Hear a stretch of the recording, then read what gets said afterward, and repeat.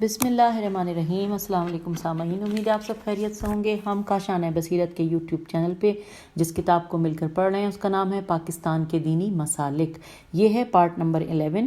ہم نے اب تک بریلوی مذہب کو پڑھ لیا اور اب ہم نے آغاز کیا ہے پچھلی آڈیو سے دیوبندی مسلک کے حوالے سے معلومات ہم جان رہے ہیں، اور صفحہ نمبر 101 سے ابھی ریڈنگ کا آغاز کرنے جاتے ہیں۔ ہیڈنگ ہے بریلوی مسلک سے امتیاز۔ لکھا ہے کہ جیسا کہ ہمیں معلوم ہے کہ فقہی طور پر بریلوی اور دیوبندی مسلک میں کوئی اختلاف نہیں ہے، البتہ بعض عقیدتی پہلوؤں پر اختلاف موجود ہے۔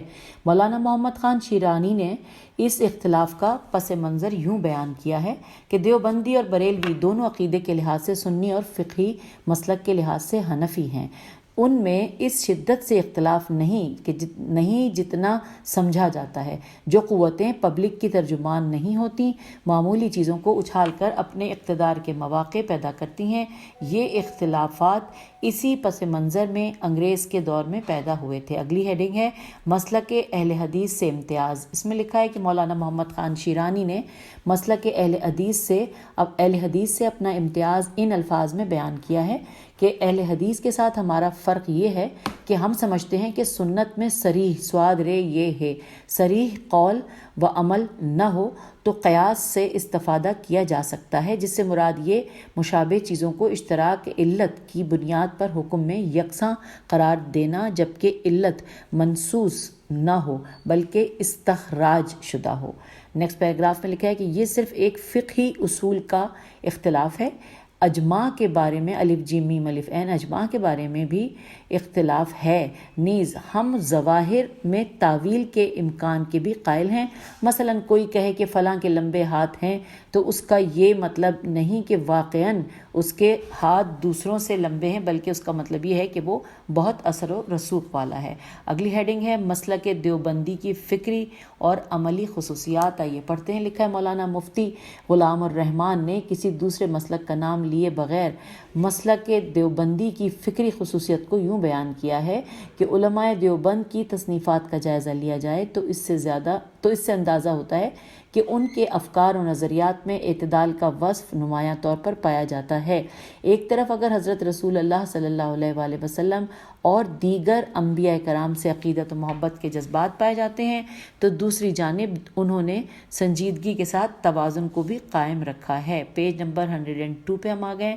توازن کو بھی قائم رکھا ہے، جس وجہ سے ہر ہستی کے ساتھ اس کے مرتبے اور شان کی حد تک عقیدت رکھتے ہیں۔ محبت ایسی چیز ہے کہ جب اس میں اعتدال کو مد نظر نہ رکھا جائے تو کبھی کبھی غلو کرتے کرتے محبت ایسی جگہ پہنچ جاتی ہے کہ اس سے توحید کا مقدس سرمایہ بھی متاثر ہو جاتا ہے۔ اس لیے مکتب دیوبند کے علماء میں عقیدت و محبت موجود ہے، لیکن اعتدال و توازن کے ساتھ۔ اگلا پیراگراف ہے عصر حاضر میں مسلک دیوبند میں روش اجتہاد و استنباط کے بارے میں مفتی غلام الرحمن نے یوں وضاحت کی ہے کہ عصر حاضر کے پیش آمدہ مسائل اصول فقہ کی روشنی میں قرآن و حدیث سے حل کرنا وقت کی اہم ضرورت ہے۔ اس وقت منصب اجتہاد پر فائز ہو کر مجتہد مطلق تو موجود نہیں، یعنی ایسا اجتہاد کرنے والا نہیں پایا جاتا جو خیر القرون کے دور میں تھے۔ الف لام قاف ر واو نون، خیر القرون کے دور میں تھے۔ البتہ مجتہدین کرام نے جو اصول و ضوابط وضع کیے ہیں ان میں مہارت رکھنے والے علماء موجود ہیں جو انہی اصولوں کی روشنی میں قرآن و حدیث اور فقہاء کرام کے اس اقوال سے استفادہ کر کے جدید مسائل کا حل نکالتے ہیں۔ ہمارے اکابر کے فتاویٰ، امداد الفتاویٰ، فتاویٰ دارالعلوم دیوبند، عزیز الفتاویٰ وغیرہ اس کے شاہد عادل ہیں۔ ایسے علماء کی علمی عظمت اور تبحر علمی کا جائزہ لیا جائے تو موجودہ دور کے حوالے سے وہ مجتہد فی المسائل سے کم نہیں۔ پھر لکھا ہے نیکسٹ اس میں کہ فقہی اختلاف کے باوجود دیگر مسالک و مکاتب کے بارے میں حسن ظن کی گنجائش مفتی غلام الرحمان کے ان جملوں میں ملاحظہ کی جا سکتی ہے کہ قیاس بنیادی طور پر مثبت ہے یا مظہر ہے۔ اس سے ہم کوئی نئی چیز ثابت نہیں کرتے۔ فقہ حنفی ہو، مالکی ہو، شافعی ہو، حنبلی ہو یا جعفری، ان سب میں بنیادی طور پر اصول فقہ پر اس حوالے سے نظر ہوتی ہے کہ ہم قرآن و حدیث پر کس طرح عمل کریں گے۔ ہر مکتب فکر میں اپنے اصول کو سامنے رکھتے ہوئے چونکہ استنباط کیا جاتا ہے تو اس سے ایک فقہ معارض وجود میں آتی ہے، لہٰذا یہ ایک فقہ کی تخصیص نہیں ہے بلکہ مقررہ اصول کی روشنی میں ایک راستے کی تعین کر کے مقصد تک رسائی حاصل کی جاتی ہے۔ اس میں یہ نہیں ہوتا کہ میں جو بات کہہ رہا ہوں یہی حقیقت ہی ہے اور دوسرا بالکل غلط ہے، بلکہ یوں ہوتا ہے کہ میں جو کہہ رہا ہوں وہ حق ہے لیکن اس میں امکان خطا کا ہے، لیکن دوسرے کا قول میری سوچ کے مطابق خطا ہے لیکن اس میں امکان ثواب کا ہے۔ یہاں پہ ثواب سے واو الف بے لکھا ہے۔ پھر اگلے پیراگراف میں لکھا ہے کہ مفتی غلام الرحمان نے اس امر کو واضح کیا ہے کہ ان کے نزدیک کسی ایک مکتب فقہ کی پیروی ضروری ہے، البتہ ضرورت پڑنے پر دیگر مکاتب سے بھی مدد لی جا سکتی ہے۔ اپنے اس نقطہ نظر کو انہوں نے بعض مثالوں سے یوں بیان کیا ہے۔ آئیے اس کو پڑھنے کے لیے ہم پیج نمبر 103 پر آ گئے ہیں۔ لکھا ہے کہ فقہائے کرام میں سے کسی ایک فقیہ کی تقلید واجب ہے۔ اگر تقلید شخصی کو ترک کیا جائے تو اس سے نفس پرستی اور خواہشات کی پیروی کا ایک نہ ختم ہونے والا سلسلہ قائم ہو جائے گا جس کے نتائج بڑے سنگین ہوں گے۔ اس لیے ضرورتاً تقلید شخصی واجب ہے، البتہ تقلید شخصی کے ساتھ ساتھ دل و جان سے دوسرے ائمہ کرام کا احترام، ان کے بارے میں حسن ظن اور نیکی کے جذبات رکھنا بھی ضروری ہے، اور بوقت ضرورت اگر حالات سے مجبور ہو کر فقہ و افتاء میں الف ف ت الف عین ہے آخر میں حمزہ ہے، فقہ و افتاء میں پوری مہارت رکھنے والے علماء کسی خاص مسئلے میں دوسرے مسلک سے استفادہ کرنے کی اجازت دے دیں تو اس میں بھی کوئی حرج نہیں، اور یہ رسول اللہ صلی اللہ علیہ وآلہ وسلم کے فرمان، اب ان بریکٹ وہ فرمان ہے، اختلاف و امتی رحمت کا عملی ثبوت ہے۔ ہمارے اکابر میں سے حضرت تھانوی رحمۃ اللہ نے مفقود الخبر اور متعنت میم تے عین نون تے متعنت کی بیوی کے مسئلے میں موالک کے مسلک سے استفادہ کر کے ان کے مسلک پر فتویٰ دیا ہے جسے سب علماء دیوبند تسلیم کرتے ہیں۔ اب اگلی ہیڈنگ کی جانب ہم آ گئے ہیں۔ لکھا ہے تنظیمیں، آئیے پڑھتے ہیں۔ مولانا ظفر اللہ شفیق نے پاکستان میں اس وقت موجود دیوبندی مسلک کی تنظیموں کے بارے میں بتایا کہ اس وقت دیوبندی مسلک سے وابستہ کئی تنظیمیں مختلف میدانوں میں اپنے اپنے انداز میں کام کر رہی ہیں۔ ان میں سے چند ایک درج ذیل ہیں۔ نمبر 1، جمعیت علماء اسلام پاکستان بریکٹ میں لکھا ہے متعدد شاخیں۔ نمبر 2، مجلس تحفظ ختم نبوت پاکستان۔ نمبر 3، تنظیم اتحاد اہل السنت والجماعت پاکستان۔ نمبر 4، انجمن احیاء السنت پاکستان۔ نمبر 5، مجلس صیانت المسلمین پاکستان۔ نمبر 6، مجلس احرار اسلام پاکستان۔ یہ 6 تھے بس انہوں نے بتائے۔ اس کے بعد اگلی ہیڈنگ پہ ہم آ گئے ہیں۔ لکھا ہے حیاتی اور مماتی دیوبندی۔ کچھ عرصہ پیشتر نبی اکرم صلی اللہ علیہ وآلہ وسلم کی حیات فی القبر کے بارے میں دیوبندی جماعت میں اختلاف رونما ہوا اور اس کے نتیجے میں حیاتی اور مماتی 2 گروہ بن گئے۔ حیاتی نبی کریم صلی اللہ علیہ وآلہ وسلم کی وفات کے بعد ان کی خاص طرح کی حیات کے قائل ہیں جس کی وضاحت انورٹڈ کاما میں نام لکھا ہے افکار و عقائد، جس کی وضاحت افکار و عقائد کے حصے میں آئے گی، جبکہ مماتی نبی اکرم صلی اللہ علیہ وآلہ وسلم کی وفات کے بعد قبر مبارک میں حیات کے قائل نہیں ہیں۔ مولانا حافظ ظفر اللہ شفیق نے ہمیں لاہور میں ایک ملاقات میں بتایا کہ دونوں گروہوں کے درمیان ہم آہنگی پیدا کرنے کے لیے مولانا قاری محمد طیب دارالعلوم دیوبند بھارت سے پاکستان تشریف لاتے رہے ہیں۔ اس سلسلے میں موجودہ صورتحال پر بات کرتے ہوئے مولانا انوار الحق حقانی نے راقم سے فرمایا، پیج نمبر 104 پہ ہم پڑھ رہے ہیں، راقم سے فرمایا کہ حیات و ممات کو ماننے والے دونوں فرقے دیوبندیوں میں ہیں لیکن زیادہ تر حیاتی ہیں، مماتی آٹے میں نمک کے برابر بھی نہیں ہیں۔ ہمارے جو اکابر تھے مولانا قاری محمد طیب، مولانا شیخ الاسلام حسین احمد مدنی، مولانا رشید احمد گنگوہی سب حیاتی تھے۔ میرے والد صاحب مولانا عبدالحق اور قاری محمد سعید جیسے جتنے بھی اکابر گزرے ہیں حیات کے قائل ہیں، جبکہ دوسروں کا نظریہ یہ ہے کہ جیسے عام آدمی مرتا ہے رسول اللہ صلی اللہ علیہ وآلہ وسلم بھی ایسے ہی۔ تو اب آگے ہیں جی حواشی، جو کہ ہم اب تک آپ لوگ لکھتے رہے ہیں، اور ٹوٹل 14 حواشی ہم نے نوٹ کیے تھے، تو اس میں سے 7 میں پڑھنے جا رہی ہوں۔ نمبر 1 میں لکھا ہے HTT، یہ سب اسمال ہے، http://www.darululum-deoband.com/urdu/about-darululum/1.htm۔ دوسرا ہے، اچھا اس کے نیچے لکھا ہے مزید دیکھیے سہارنپوری خلیل احمد مولانا المحند المیزان ناشران و تاجران کتب لاہور 2005 عیسوی، اور صفحہ نمبر 10 سے لے کے 13 تک۔ نمبر 2 پہ حواشی میں لکھا ہے یہ مختصر عبارت ویکیپیڈیا کی معروف ریسرچ ویب سائٹ سے حاصل کی گئی ہے، تفصیلات کے لیے وہاں رجوع کیا جائے۔ اس کے بعد پھر جو حواشی ہیں وہ 3، 4، 5، 6 اور 7 ان سب کے ایک ہی ہیں۔ 3، 4، 5، 6 اور 7 آپ نوٹ کر لیجئے، ان کے سب کے بالکل ایک ہی ہیں۔ جو میں پڑھنے جا رہی ہوں وہ ہیں سب اسمال میں http://www.darululum-deoband.com/urdu/about-darululum/matter/3.gif۔ یہ جو ہے یہ 3، 4، 5، 6 اور 7 ان سب کا حواشی میں یہی ہے۔ 8ویں نمبر پہ ہے دستور اساسی، صفحہ نمبر 6۔ اس کے بعد اس 8ویں نمبر میں اس کے ساتھ ساتھ یہ بھی دیا ہوا ہے، یہ بھی میں آپ کو ساتھ ساتھ بتا رہی ہوں۔ HTTP یہ بالکل وہی والا جو اس سے پہلے تھے، یعنی کہ جو اب تک میں نے بتائے ہیں یہ وہی ہیں، ایگزیکٹ وہی ہیں۔ اسی طرح 9 نمبر پہ بھی وہی ہے، وہی سب جو اس سے پہلے میں نے آپ کو بتائے تھے نا، جو 3، 4، 5، 6، 7، 8، 9 پہ 9 تک سارے وہی ہیں۔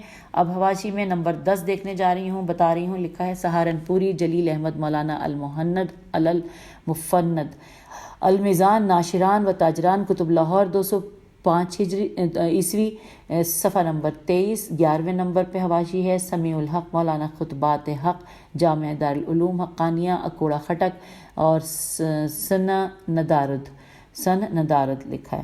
اس کے بعد صفحہ نمبر یہ 319 کا ہے۔ پھر اس کے بعد ہم اگلا 12واں نمبر پڑھنے جا رہے ہیں، اس میں سارا کچھ وہی ہے، سمیع الحق مولانا خطبات حق سب کچھ وہ سارا کچھ جو اس سے پہلے پڑھا تھا، لیکن صرف صفحہ نمبر 320 ہے۔ اسی طرح 13 نمبر میں بھی سب کچھ وہی ہے، صفحہ حواشی صرف صفحہ نمبر 342 ہے، اور 14واں نمبر جو ہے اس میں بھی ساری کچھ وہی انفارمیشن ہے، صرف صفحہ نمبر 320 ہے۔ یوں ہم نے حواشی مکمل کر لیے، اور ہم آ گئے پیج نمبر 105 پر، جہاں ہم پڑھنے جا رہے ہیں نئی ہیڈنگ، اور ہیڈنگ کا نام ہے عقائد و افکار، اور اس میں ساتھ ہی سب ہیڈنگ بھی ہے ایمان کا بیان۔ آئیے مل کر پڑھتے ہیں۔ لکھا ہے اس سے پہلے کہ عقائد کی تفصیلات میں جائیں، ہم ان کا خلاصہ بیان کرتے ہیں۔ مولانا الہیار خان ضروریات دین کے زیر عنوان یوں رقم تراز ہیں، یہ جو ضروریات دین کا ورڈ ہے یہ انورٹڈ کاما میں ہے، یوں رقم تراز ہیں۔ لکھا ہے کہ حضرات انبیاء علیہم السلام کی بعثت اور کتب آسمانی کے نازل کرنے کا مقصد ایمان و کفر میں امتیاز اور ان میں حد فاصل قائم کرنا ہے، تاکہ دونوں کا مفہوم خلط ملط نہ ہو جائے، خے لام توئے میم لام توئے خلط ملط نہ ہو جائے، اور جو شخص تعلیمات نبوت اور کتب آسمانی کے مطابق عقیدہ رکھتا ہو اس کو کفر میں داخل نہ کیا جائے، اور جو اس کے برعکس عقیدہ رکھتا ہے اس کو دائرہ ایمان اور ملت اسلامیہ میں داخل نہ سمجھا جائے، کیونکہ مومن پر کافر کا اطلاق کرنا اور کافر کو مومن کہنا دونوں ایک جیسے جرم عظیم ہیں۔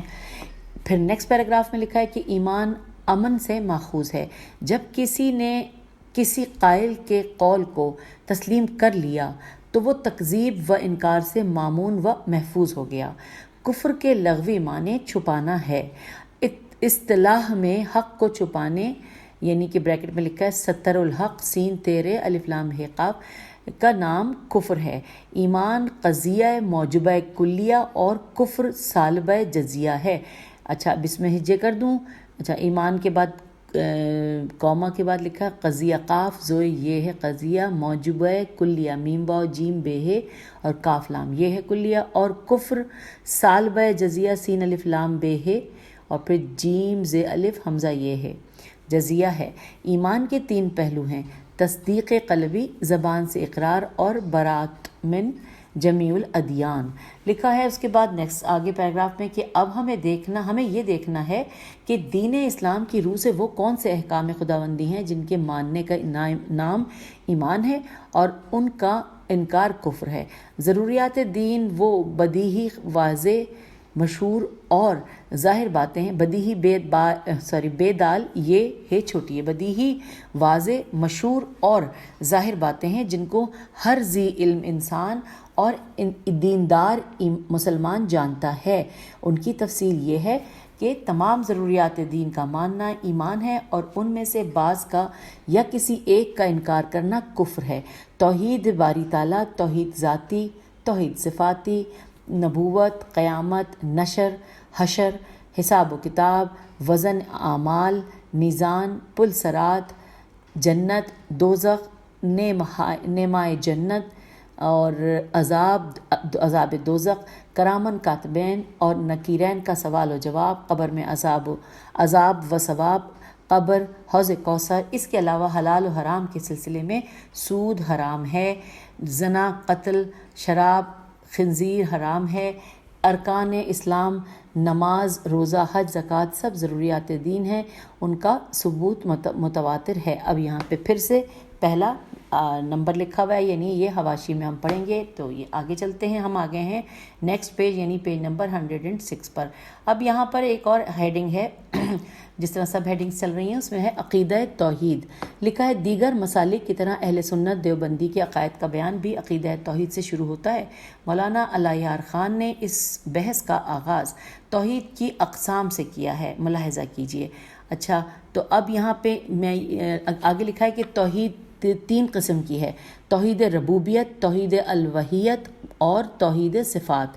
پھر لکھا ہے توحید ربوبیت یہ ہے کہ اللہ تعالیٰ کے بغیر کوئی خالق نہیں، رازق نہیں، زندہ کرنے والا نہیں، مارنے والا نہیں، کوئی موجد نہیں، کوئی معدوم کرنے والا نہیں۔ پھر نیکسٹ ہے توحید الوہیت لکھا ہے یہ ہے کہ اللہ تعالیٰ کے بغیر کوئی معبود نہیں، کوئی لائق عبادت نہیں، کسی کے سامنے سجدہ جائز نہیں، خواہ تعظیمی ہو جو ہماری شریعت میں حرام ہے، خواہ سجدہ عبادت ہو جو شرک ہے۔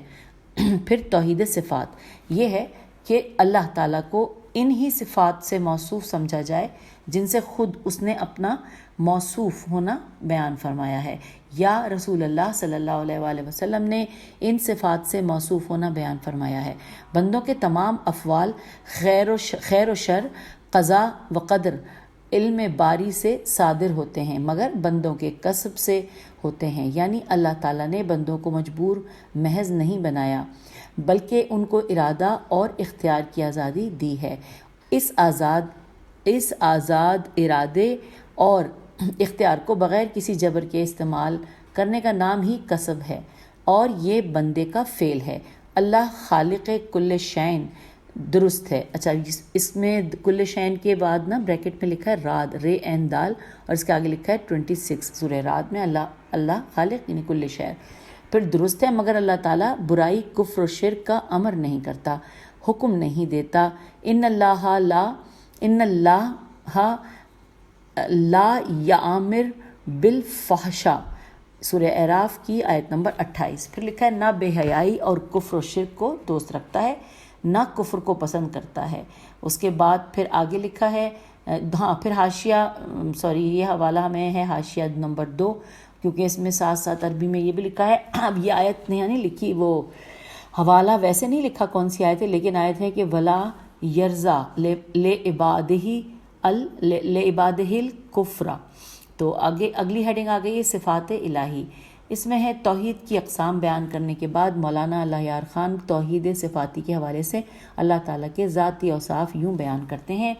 سب سے پہلے لکھا ہے وجود کے بارے میں ہم پڑھتے ہوئے پیج نمبر 107 پہ آ جائیں گے۔ وجود، اللہ تعالیٰ کا وجود لذاتا ہے، وجود لام ز الف تے ہے، لذاتا ہے۔ انسان اور دیگر مخلوق کا وجود لذاتا بنفس، بے نون فے سے ہے، بنفسہ ہے، بنفسہ نہیں بلکہ اللہ کا دیا ہوا ہے۔ اللہ تعالیٰ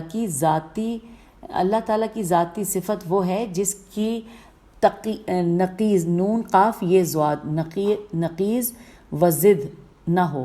مثلا اللہ تعالیٰ موجود ہے، اس کے لیے عدم وف اور فنا نہیں۔ انسان اور دیگر مخلوق بھی موجود ہے مگر اس کے لیے فنا بھی ہے۔ یا مثلا اللہ تعالیٰ بصیر ہے، اس کے لیے عدم نہیں مگر انسان بصیر بھی ہو سکتا ہے اور نابینا بھی۔ یا مثلا اللہ تعالیٰ متکلم ہے مگر گونگا نہ ہوگا، انسان متکلم بھی ہوتا ہے اور گونگا بھی ہو سکتا ہے۔ اسی پر باقی صفات کو قیاس کر لیا جائے۔ اب اگلی لکھیے، جس طرح ابھی اس سے پہلے ہم نے پڑھا تھا جو وجود تھا، اب اگلا ہے قدم، قاف دال میم اور قاف کے نیچے زیر ہے۔ تو لکھا ہے قدم ذاتی وہ ہے جس کو کوئی اولیت نہیں، یعنی اس کی کوئی ابتدا نہیں، مخلوق کی ابتدا ہے۔ پھر اس کے بعد آگے لکھا ہے، جس طرح قدم کے بعد اگلا ورڈ ہے بقا، لکھا ہے اس کا وجود دائمی استمراری ہے جس کی ابتدا ہے نہ انتہا، ازلی ابدی ہے، مخلوق کی انتہا ہے، فنا ہو جائے گی۔ پھر اگلا لکھا ہے قیام، یعنی ہم نے قدم پڑھا، بقا پڑھا، اور اب قیام کے بارے میں لکھا ہے کہ اس کا قیام لذاتا ہے، لام ز الف تے ہے، وہ اپنے قیام کے لیے کسی چیز یا مکان کا محتاج نہیں، ہر چیز سے غنی ہے، مکان ہو، محل ہو یا مخصص، میم خے سواد ہو۔ پھر اگلا ہے ہیڈنگ ہے وحدانیت، یعنی جو ساتھ ساتھ چل رہی ہے، قدم، بقا، قیام اور پھر وحدانیت۔ وحدانیت کے بارے میں لکھا ہے کہ اس کی ذات میں تعدد نہیں نہ ترکیب ہے، تے این دال دال، ذات میں صفات میں یگانہ ہے، نہ کسی سے پیدا ہوا نہ اس سے کوئی پیدا ہوگا۔ اب اس طرح اگلا ہے قدرت، اس کے بارے میں لکھا ہے کہ وہ ہر شے پر قادر ہے، جو چاہے کرے، عاجز نہیں ہے، قدرت بھی اس کی صفت قدیم ہے۔ ارادہ، پھر اگلا ہے ارادہ، قدرت کے بعد ارادہ یعنی اس کے ارادے سے کبھی مراد مختلف نہیں ہوئی، جس کا ارادہ کرتا ہے وہ فوراً ہو جاتا ہے۔ پھر ہے علم، لکھا ہے علم اس کی ذاتی صفت ہے، کسی واسطے یا ذریعے سے اس کو حاصل نہیں ہوتا، اس لیے اس کا علم حضوری اور قدیم ہے۔ انبیاء کرام اور اولیاء کرام جو علم حاصل ہوتا ہے وہ ذرائع، وسائل اور واسطوں سے حاصل ہوتا ہے، یعنی بذریعہ وحی، الہام، کشف، وجدان یا خواب وغیرہ۔ اللہ مخلوق کو قبل از حدث، دوبارہ پڑھتی ہوں، قبل از حدث ہے دال دال سے، قبل از حدث کے جانتا ہے، اس کا علم تمام کائنات کو محیط ہے۔ حیات، پھر اگلا ہے حیات وہ ہی ہے، حیات اس کی صفت ذاتی قدیمہ ہے، اس کی حیات کی ضد موجود ہے۔ پھر اگلا ہے سمع، سین میم عین اور سمع بصر بے سواد رے، اس کی دونوں صفات ذاتی ہیں، وہ تمام کائنات کو دیکھ رہا ہے، خواہ کتنے پردوں میں ہو، اور ہر آواز سن رہا ہے، خواہ وہ کہیں سے اٹھ رہی ہو، اس پر غفلت طاری نہیں ہوتی، نہ نیند آتی ہے۔ پھر لکھا ہے کلام، جس طرح اب حیات، سمع، بصر کے بعد کلام کا ہے کہ اس کا کلام نفسی ہے، لفظی نہیں، اس کے کلام میں الفاظ و حروف نہیں نہ آواز ہے۔ انبیاء کے قلوب اس کا کلام سنتے اور سمجھتے ہیں۔ قرآن و حدیث میں جہاں ذکر قلب ہوتا ہے، قلب کے احکام کا ذکر ہوتا ہے، اور احکام روح کے ہوتے ہیں، اور احکام روح کے ہوتے ہیں، یہ اس گوشت پوست کے جسم کے احکام نہیں ہوتے۔ در حقیقت قلب ایک لطیفہ ربانی ہے جو کلام نفسی کو سنتا ہے، اسی طرح روح اور ملائکہ کے کلام میں حرف و آواز نہیں کہ یہ مادی کان سن لیں۔ پھر لکھا ہے کہ ان 12 صفات یعنی صفات الہی کی وضاحت کرنے کے بعد وہ اللہ تعالیٰ کی مزید صفات کا تذکرہ ان الفاظ میں کرتے ہیں، اور یہ پڑھتے ہوئے ہم 107 پیج پہ آ گئے ہیں۔ ان الفاظ میں کرتے ہیں کہ وہ غافل مختار ہے، اس پر کوئی چیز واجب نہیں، وہ جو چاہے کرے، وہ مخلوق سے پوچھ گچھ کر سکتا ہے مگر اس سے کوئی یہ نہیں پوچھ سکتا کہ ایسا کیوں کیا یا کیوں نہیں کیا، وہ تمام عیوب ہر نقص سے پاک ہے، رازق وہی ہے، کسی کے حق میں رزق کی فراخی یا تنگی اس کے اختیار میں ہے، عزت و ذلت اس کے اختیار میں ہے، جسے چاہے عزت دے، جسے چاہے ذلت دے، اولاد دینے والا وہی ہے، جسے چاہے بیٹے دے، جسے چاہے بیٹیاں دے، جسے چاہے کچھ نہ دے۔ تکبر، بڑائی اس کی چادر ہے، ان میں دخل دینے والا جہنم کا مستحق ہے۔ پھر لکھا ہے کہ مخلوق کی تمام صفات سے پاک ہے، دعائیں سننے والا، قبول کرنے والا وہی ہے، حلیم و کریم ہے، گناہ پر جلد سزا نہیں دیتا بلکہ مہلت دیتا ہے، قیامت کے روز مخلوق کو دوبارہ پیدا کرنے پر قادر ہے جیسے اس نے پہلے پیدا کیا۔ دنیا میں جو کچھ ہوتا ہے اس کے حکم سے ہوتا ہے، زمین و آسمان مخلوق اس کی رزق اسی کا۔ اچھا دوبارہ پڑھتے ہیں کیونکہ مزہ آئے گا جب صحیح طریقے سے پڑھیں گے۔ لکھا ہے کہ دنیا میں جو کچھ ہوتا ہے اس کے حکم سے ہوتا ہے، زمین و آسمان مخلوق اس کی، رزق اسی کا ہے، لہٰذا عبادت کے لائق بھی صرف وہی ہے، سجدہ صرف اسی کے لیے ہے، نفع اور نقصان اسی کے اختیار میں ہے، وہی حاضر و ناظر ہے، پکارنے کے لائق وہی ہے، مشکل کشا، حاجت روا وہی ہے، وہ نیکی پر راضی اور برائی پر ناراض ہوتا ہے۔ اب یہ ہے حوالہ نمبر 3، یہ ہم فحاشی میں پڑھیں گے کہ یہ کس کتاب کا حوالہ ہے۔ چلیے آگے چلتے ہیں۔ لکھا ہے بعض آیات و روایات لکھا ہوگا، یا لگتا ہے مجھے دردایات کیونکہ دال لگتا ہے۔ چلیے بعض آیات و روایات کے پیش نظر بعض اوقات علماء کرام سے اللہ تعالیٰ کے لیے جہت و مکان کے حوالے سے سوال کیا جاتا ہے، تو عام طور پر وہ اس سے اللہ کی ذات کو منزہ قرار دیتے ہیں۔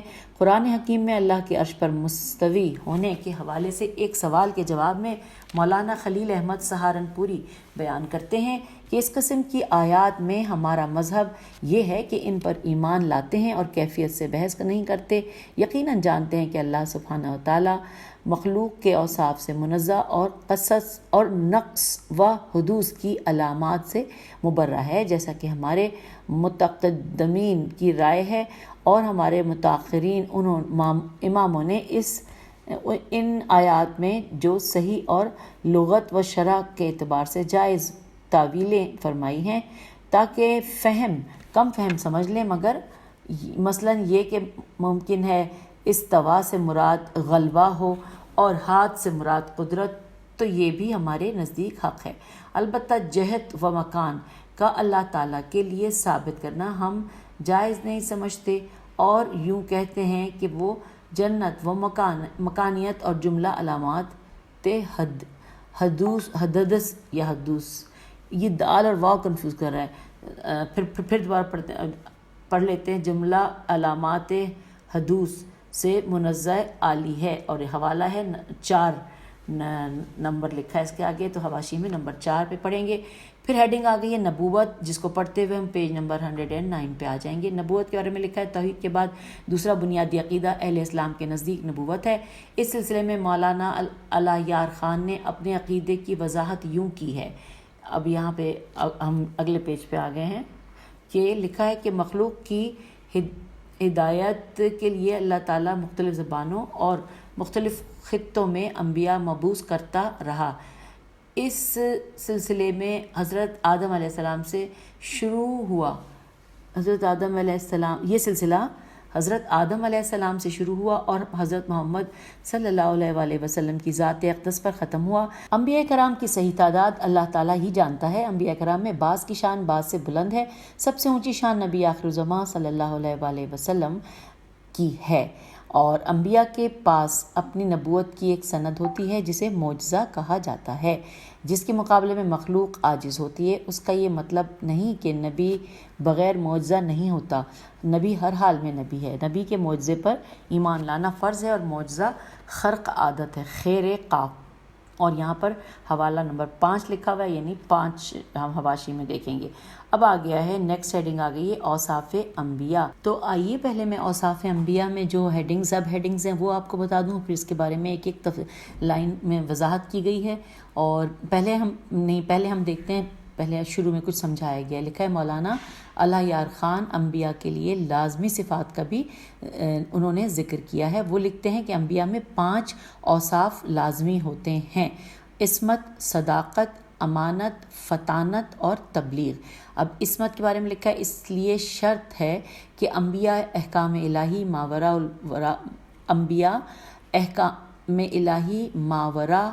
الورا سے لیتے ہیں جہاں عقل کی بھی رسائی نہیں۔ اگر حصول احکام میں غلطی ہو جائے تو نظام ہدایت ہی مشکوک ہو جائے۔ پھر اگلا تھا عصمت کے بعد صداقت۔ اس میں لکھا ہے اس کے بارے میں کہ صداقت شرط ہے احکام پہنچانے میں، اور یہ نبی کے قول و فعل میں ہوتی ہے۔ اس کے بعد اگلا ہے امانت۔ اس کے بارے میں لکھا ہے کہ احکام لینے اور پہنچانے میں نبی صلی اللہ علیہ وآلہ وسلم امین ہوتا ہے۔ لکھا ہے پھر اگلا ہے فطانت۔ لکھا ہے اس کے بارے میں کہ نبی ایسا ذہین ہوتا ہے کہ باطل کے ہر اعتراض کا مسکت میم سین کاف تے جواب دیتا ہے۔ اس کے بعد لکھا ہے اگلا ہے تبلیغ۔ تبلیغ کے بارے میں لکھا ہے کہ احکام الہی کے حصول اور مخلوق تک پہنچانے میں عصمت، صداقت، امانت کے علاوہ رشد و ہدایت کی راہ دکھانے میں نبی کوئی کمی یا غفلت نہیں کرتا۔ اگر کوئی شخص یہ کہے کہ نبی نے کوئی حکم کسی مصلحت کے تحت نہیں پہنچایا، تقیہ کر کے پہنچایا ہے، تو ایسا کرنے والا قطعی کافر ہو جاتا ہے۔ اور یہاں پر ہے حوالہ نمبر 6 لکھا ہوا ہے جو ہم نے حواشی میں دیکھنا ہے، ابھی آپ پینسل سے لکھ لیجئے۔ اب نیکسٹ ہیڈنگ ہے کہ ختم نبوت۔ یہ ختم نبوت کے حوالے سے اس میں لکھا ہے، پڑھتے ہیں مل کر، کہ جیسا کہ تمام اسلامی ممالک کا عقیدہ ہے کہ حضرت محمد صلی اللہ علیہ وآلہ وسلم پر نبوت ختم ہو گئی اور آپ کے بعد کسی معانی میں بھی کوئی نبی نہیں آئے گا، اہل سنت دیوبندی علماء نے بھی اس حوالے سے بڑی وضاحت سے اپنا عقیدہ بیان کیا ہے۔ ہم آگئے ہیں پیج نمبر 110 پہ۔ مولانا خلیل احمد سہارنپوری اس سلسلے میں لکھتے ہیں کہ ہمارے سردار و آقا اور پیارے شفیع محمد صلی اللہ علیہ وآلہ وسلم خاتم النبیین ہیں، آپ کے بعد کوئی نبی نہیں ہے، جیسا کہ اللہ تعالیٰ نے اپنی کتاب میں فرمایا ہے انورٹڈ کامہ میں کہ ولیکن محمد اللہ کے رسول اور خاتم النبیین ہیں انورٹڈ کامہ کلوز۔ اور یہی ثابت ہے بکثرت حدیثوں سے جو معن میم این نون الف اس پہ 2 جزم ہیں، یعنی معنن، جو معنن حد تواتر تک پہنچ گئیں اور نیز اجماع امت سے سوہاشا سین واو ہاشا سوہاشا کہ ہم میں سے کوئی اس کے خلاف کہے، کیونکہ جو اس کا منکر ہے وہ ہمارے نزدیک کافر ہے، اس لیے کہ منکر ہے نس سری قطعی کا نون سواد، نس سری قطعی کا سواد رے یہ ہے۔ اور یہاں پر حوالہ 7 نمبر ہے جو کہ ہم حواشی میں نمبر پڑھیں گے۔ پھر آگے لکھا ہے مولانا اللہ یار خان نے بھی اس عقیدے کی وضاحت کی ہے۔ وہ لکھتے ہیں کہ حضرت محمد رسول اللہ صلی اللہ علیہ وآلہ وسلم آخری رسول ہیں، آپ کے بعد کوئی نیا نبی یا رسول نہیں آئے گا، آپ پر ہر قسم کی نبوت ختم ہو گئی۔ اگر کوئی نیا شخص حضور صلی اللہ علیہ وآلہ وسلم کے بعد کسی قسم کی نبوت کا دعویٰ کرے تو وہ کافر، مرتد اور واجب القتل ہے، اس پر صحابہ کرام رضی اللہ کا اجماع ہے۔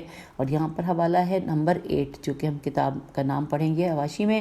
آگے لکھا ہے مولانا محمد طاہر مسعود نے بھی اپنے الفاظ میں یہی نظریہ یوں بیان کیا ہے کہ حضرت محمد رسول اللہ صلی اللہ علیہ وآلہ وسلم اللہ تعالیٰ کے آخری نبی اور رسول ہیں، آپ کی شریعت اور کتاب گزشتہ تمام شریعتوں اور کتابوں کے لیے ناسخ ہے، آپ کے بعد قیامت تک کوئی نبی نہیں آئے گا جو آپ کے بعد نبوت کا دعویٰ کرے، وہ بلا شبہ کافر و مرتد اور زندیق ہے، زے نون دال یہ قاف، اور اس کے ماننے والے بھی سب کافر و مرتد ہیں۔ اور حضور اکرم صلی اللہ علیہ وآلہ وسلم خاتم النبیین ہیں، آپ صلی اللہ علیہ وآلہ وسلم کے بعد قیامت تک کوئی نبی نہیں آئے گا۔ حضور صلی اللہ علیہ وآلہ وسلم کے بعد کوئی شخص کسی جھوٹے مدعی نبوت سے دلیل یا معجزے کا مطالبہ کرے تو وہ بھی دائرہ اسلام سے خارج ہو جائے گا، اس لیے کہ یہ مطالبہ عقیدہ ختم نبوت میں شک کے مترادف ہے۔ اور والا فلا لکھا ہے، والا فلا، واو الف لام الف اور فے لام الف، اور اس میں حوالہ ہے نمبر 9 جو کہ ہم حواشی میں پڑھیں گے اس کتاب کا نام اور حوالے کا نام۔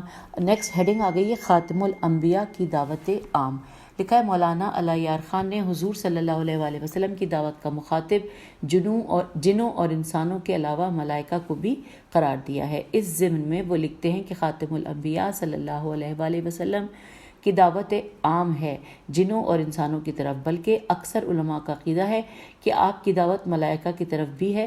حضور کی شریعت آخری شریعت ہے اور قرآن کریم آخری کتاب الہی ہے۔ اب یہ حوالہ یہاں پر 10 نمبر ہے جو کہ ہم حواشی میں پڑھیں گے۔ کتاب کا نام، اگلی ہیڈنگ ہے کتب آسمانی۔ لکھا ہے قرآن حکیم میں حضرت صلی اللہ علیہ وآلہ وسلم سے ماقبل کے انبیاء علیہ السلام پر نازل ہونے والی کتب پر ایمان لانے کی بھی دعوت دی گئی ہے۔ اس کی جزیات اور تفصیلات پر علماء کے مابین گفتگو سے قطع نظر اجمالی ایمان کا ذکر تمام مسالک کرتے ہیں، جیسا کہ مولانا علی یار خان نے بھی کیا ہے۔ ہم آگئے ہیں پیج نمبر 111 پر۔